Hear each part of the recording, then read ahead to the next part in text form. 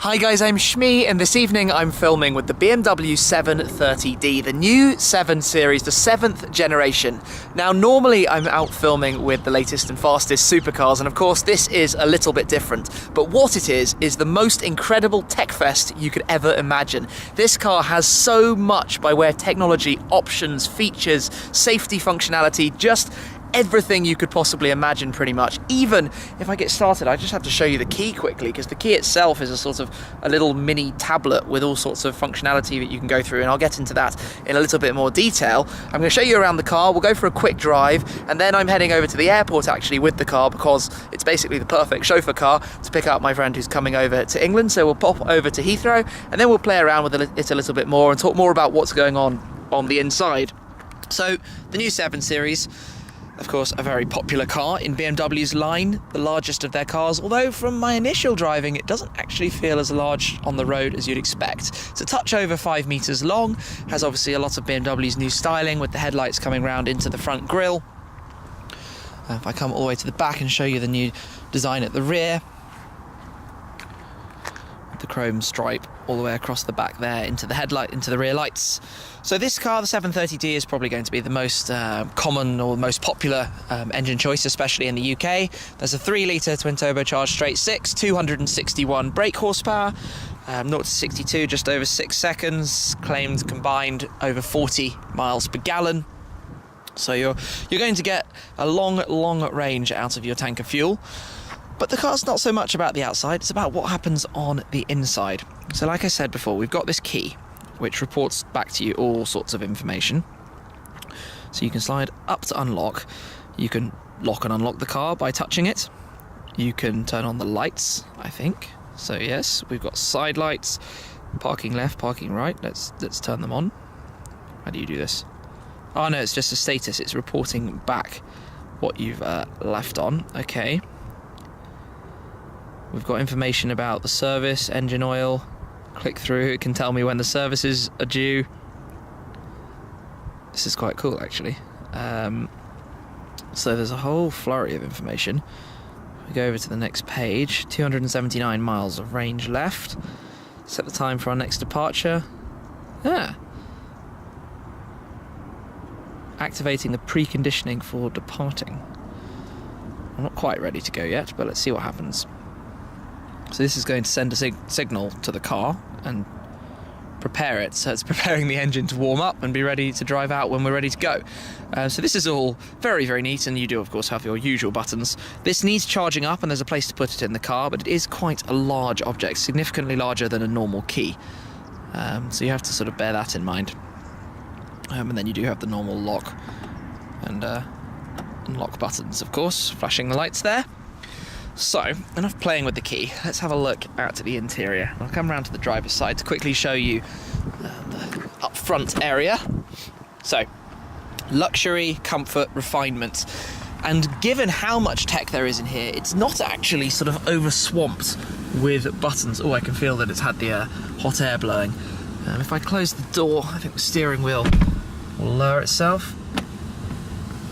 Maybe when I start the engine, sitting quite high there. So we've got the familiar sort of full digital display. There's actually a little analog clock there in the middle, which is quite nice.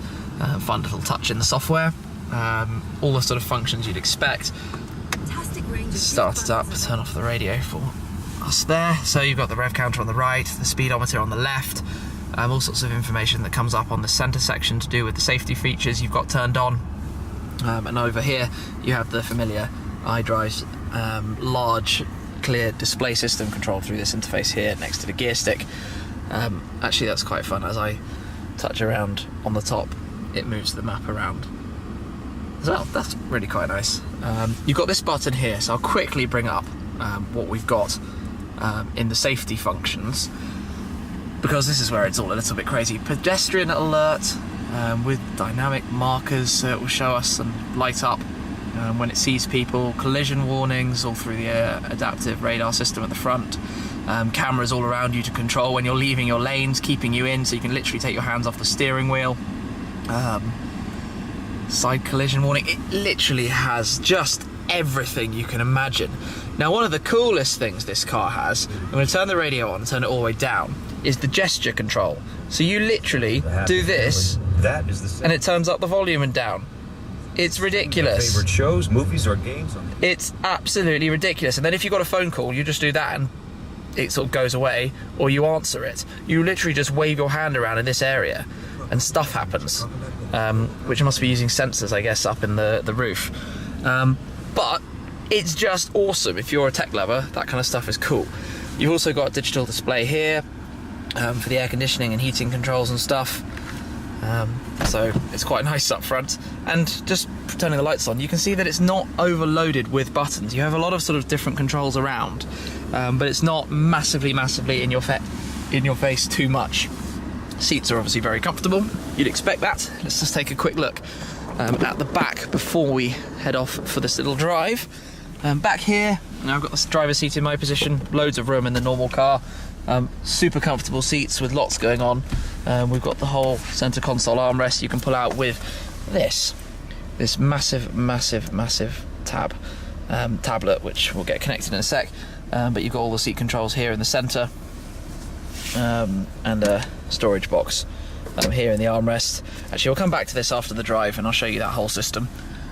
But yeah, back here, it's not a bad place to be. Right, let me get back in the front and we'll go for a little drive. Okay, let's get set. So normal 8-speed automatic gearbox, which I found initially is sort of brilliant for just not having to do or change anything. Steering's very light, as you'd expect in this kind of car. When you get in, the seatbelt sort of snuggles you in, pulls tightly, just makes sure you're gripped in. But the ride, well, right now, it's exceptionally soft.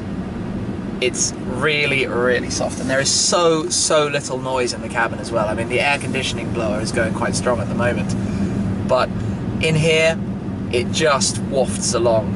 You have a couple of sort of settings. You have sport, we can go into, makes everything red and more aggressive, which has its own individual configuration setting.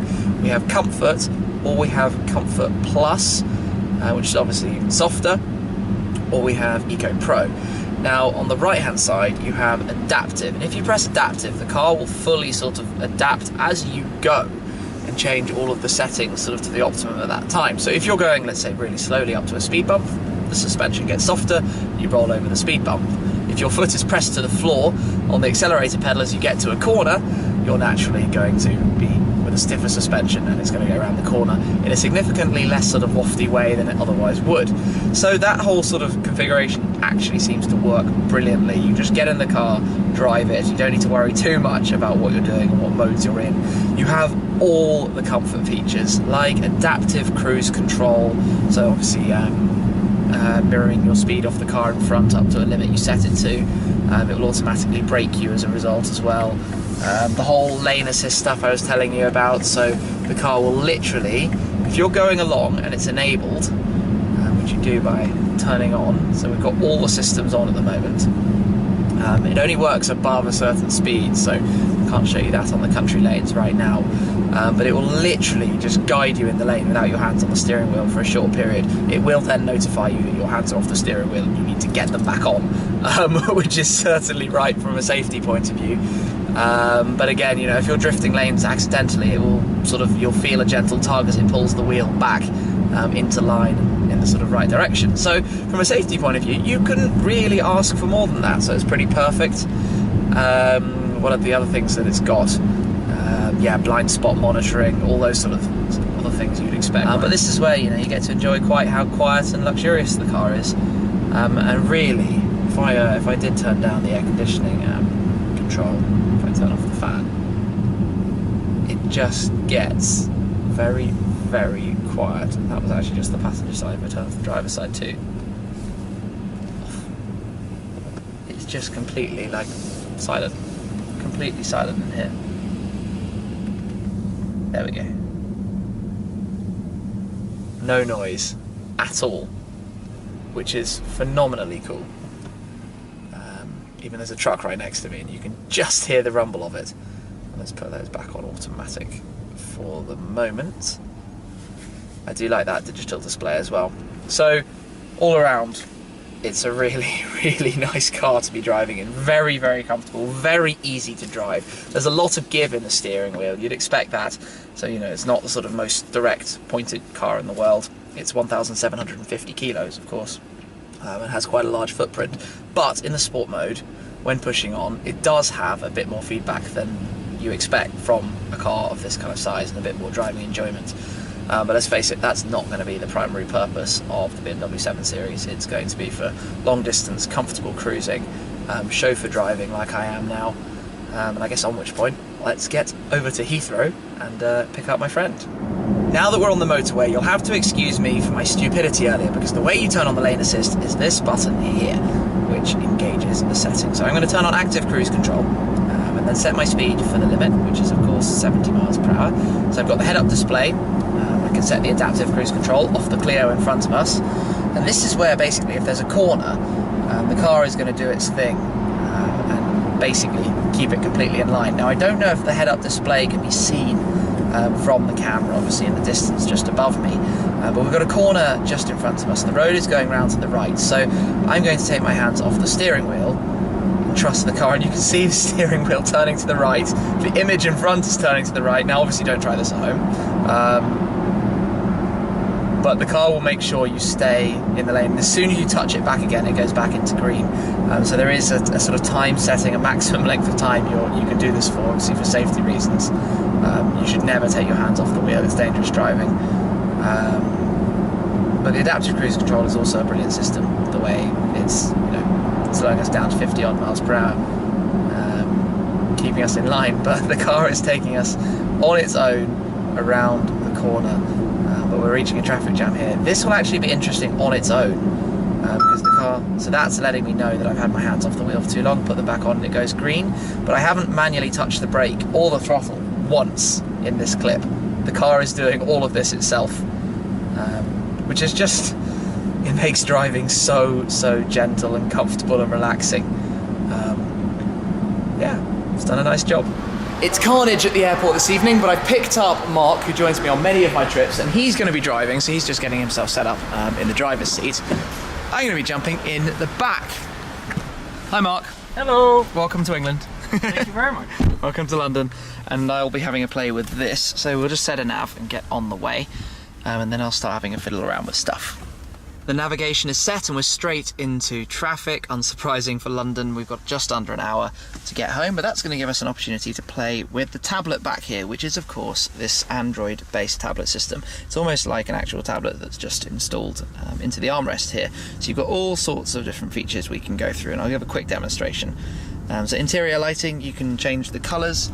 That's the sort of lights over around the door. You can see they've gone a little bit green. Make them back to blue. Actually, if I make them even brighter, you can see them better. So you can play around with all of those kind of settings and things. On the interior lighting, if I come through, you can go to the sun protection, which shows us all the different sort of blinds like that, and there's a panoramic sunroof up here as well that I believe we can close if I press that. No, that doesn't work. That's my driver's door. Sorry, my driver's door, not driver's, my passenger door blind. So we can open those back up because that's a bit antisocial. Yeah, play with all of that. Then we've got the seats. So this is where I can move using these controls any of the seats. So it's currently set on this panel for the front left. So I can move. Oh, that is actually moving mine. I can move this seat. There we go. I can move it forwards, give myself a little bit more legroom, or actually quite substantially more legroom. As much as I could possibly want. You can obviously do all the settings for both of the seats with that and save them.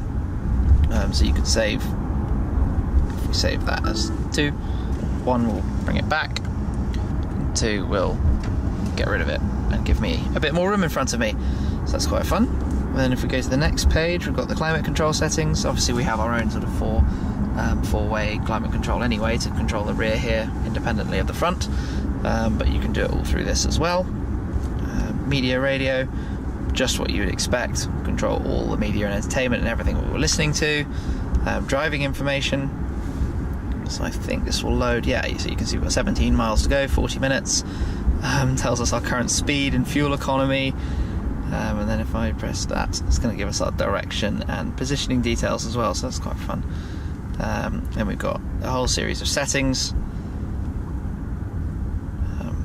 different stuff, and then apps, which takes you basically to the full tablet, which is a connected tablet on the internet. We can load up the BMW page. It's just telling me I'd need to log on because obviously it's not a setup for me personally, and we can take it back home and into the app. So it's pretty luxurious back here. There's a lot of comfort. How is it to drive so far? Yeah, nice. It's really, really subtle. It's really like Gentle. floating and gentle. Yeah, it's amazing. Throwing you in at the deep end, a couple of minutes at the wheel. Well, there we go.